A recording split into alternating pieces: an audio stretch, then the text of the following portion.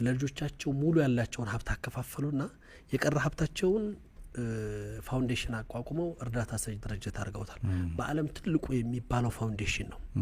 ከ300 ቢሊዮን ሪያል በላይ ፈንድ የተደረገበት ነው። ራሳቸውን እዛ ውስጥ ተቀጣሪ አድርገው ነው እድሜ እስኪያልቅ ድረስ ብለው የሚሰሩት።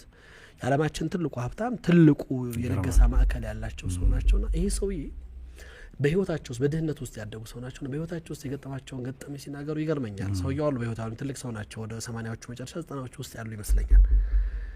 ልጅ እያለው ትምህርት ቤት ተማሪ እያለው የደሃ ልጅ ነኝ፣ አስተማሪያችን የፍልስጤን ዜጋ ነው ይላሉ።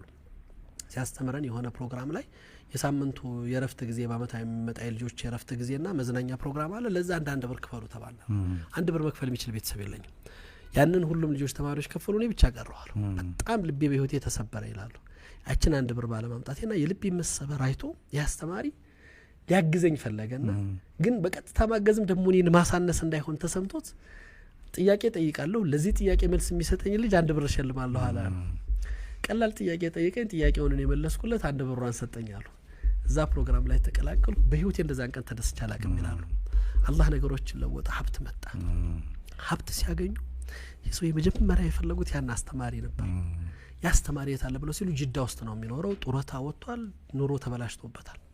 ሲያገኙት ከሌ የሚባል ተማሪ ከዚህ አመታት በፊት ደስ ትምህርት ቤት ላይ ታስታውሳለህ? አስታውሳለሁ። ሞመንቱንም ስነገረው አስታውሳለሁ አለኝ። ምክንያቱም አረሳውም። ምክንያቱም በዛሽ ስሜት ውስጥ ተፈጥራ የነበረችው ደስታ በህይወቴ ውስጥ ታትማለች፣ አረሳውም እና ልዩ ጊዜ ነበረች ይላቸዋል አስተማሪው።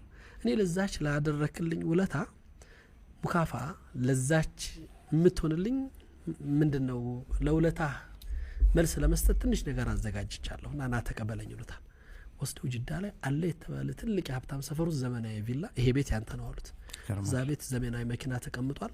ባንክ ውስጥ ይሄን ያህል በመቶ ሺህ የሚቆጠር ሪያል አካውንት ውስጥ አስገብቻለሁ፣ የሂሳብ አካውንቱ ይሄ ነው ተቀበል አሉት።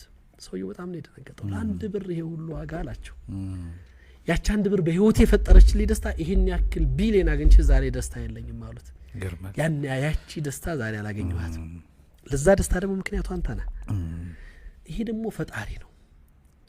በህይወታችን ውስጥ ብዙ ነገር ያደረገ ፈጣሪ እንዳልከው ትንሽ የሚመስሉ ግን በጣም ትልልቅ ነገሮችን የሰጠ ፈጣሪ ትንሽ ነገር አጣን ብለን ወይም ጎደለን ብለን አንዳንድ ጊዜ ምን ይባላል መሰለህ በስልምና አስተምሮት ዱዓ ስታደርግ አላህ የሚሰጥህ ብዙ ጊዜ ዱዓ እናደርጋለን አይደለ? ጸሎት እንጸልያለን፣ ጌታ ይሄን አድርግልኝ ብለን እንላለን።